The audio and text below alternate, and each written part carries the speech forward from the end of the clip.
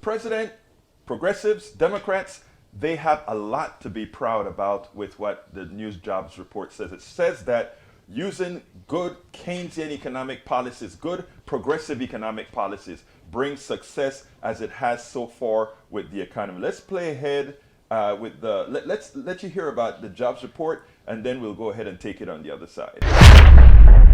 February jobs report released just moments ago. It is strong to say the least. It shows 678,000 jobs were added last month, 678,000, and the unemployment rate ticked down from 4% to 3.8%. Dom Chu, this is well over expectation. 90%, 90 of the jobs lost over the last 2 years of the pandemic have returned. And not just that, Willie, to your point about the strength of this report, you mentioned the headline numbers and the unemployment rate as well.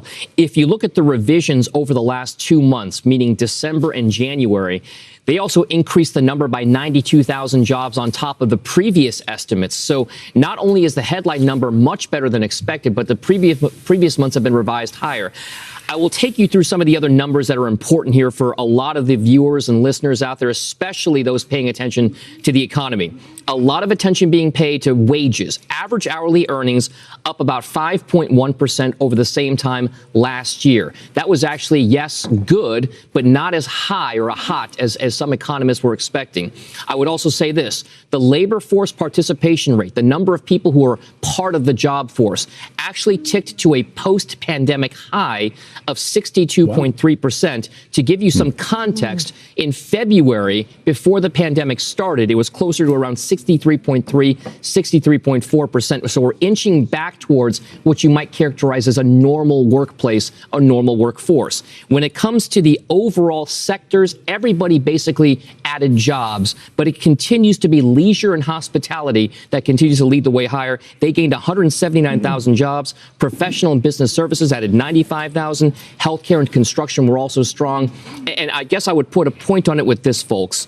This is an unbelievably good jobs report, but the real issue is I'm not sure how many people are going to pay attention to it because there is such intense focus on what's happening across the Atlantic in Ukraine and Russia. And of course, the Federal Reserve Chairman Jay Powell already told Congress that the expectation is the Fed will raise rates by 25 basis points in a couple weeks. So maybe a lot of this has already been told and foretold prior to this report even coming out, guys.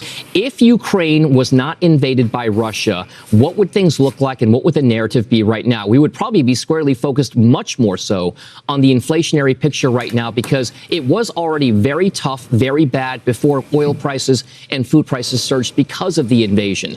But if you had these numbers to back it up, there was a case to be made that policymakers in Washington, the Federal Reserve, could have looked to maybe tap the brakes a little bit more on the economy without fear of any kind of a recession taking place. The issue now is with a war across the Atlantic, with one that could slow things down, not just from a European perspective, from a global perspective as well, because of higher oil prices and food prices. What does that do to the narrative? And that's where policymakers like Fed Chair Jay Powell have a very, very tough tightrope to walk here because they have to battle inflation, but they cannot do something that's going to shock the American economy or the world economy in a time when there is military action taking place between Russia and Ukraine.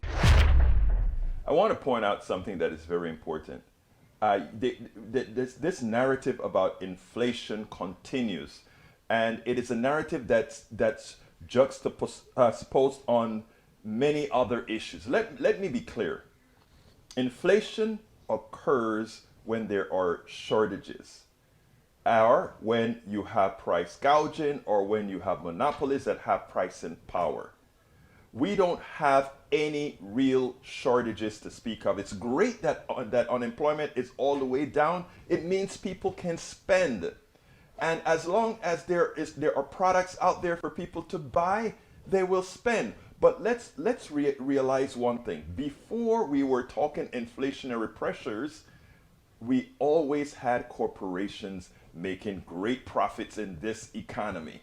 They just want more profits, and the way you get more profits are either paying lower wages or increasing prices or doing both, and that is what they're doing.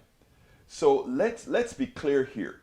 Every time the economy takes off, every time we have more people employed, which is a good thing, the corporatocracy wants to suck that money back out of it in the form of higher prices.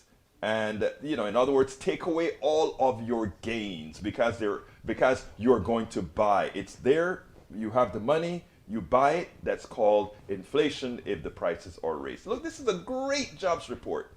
Let's look at it for what it is, but let's also educate the population to let them know, do not pay higher prices. Go ahead and if it comes that your hospitality prices are too high, stay home. Wait for them to come to you for business. When it comes to the essentials, that is one of the reasons I have always spoken about having a bifurcated market. Things that are essential should not be controlled by a private greedy sector where they can gouge you, where they can take away your well-gotten hard gains to get their results for simply sitting down and having price and pressure. Great jobs report. Let's keep it going, but let's make sure and keep the corporatocracy in check. We don't need the Fed to force a recession for there to be control on prices. We, the people, can do it. We spend a lot of time deconstructing the news, trying to parse it into a form that everybody can understand. We try to find those little nitpicks where it flies above the fray, etc. If you really like these videos that we do, I want to ask a big favor. Please go ahead. Number one, subscribe to our channel. And number two, please join if you can. Thank you so kindly for watching. Keep watching. Please remember to share. We must populate the entire internet with our progressive message, a message that we know is what most Americans say that they want. So help us, please join.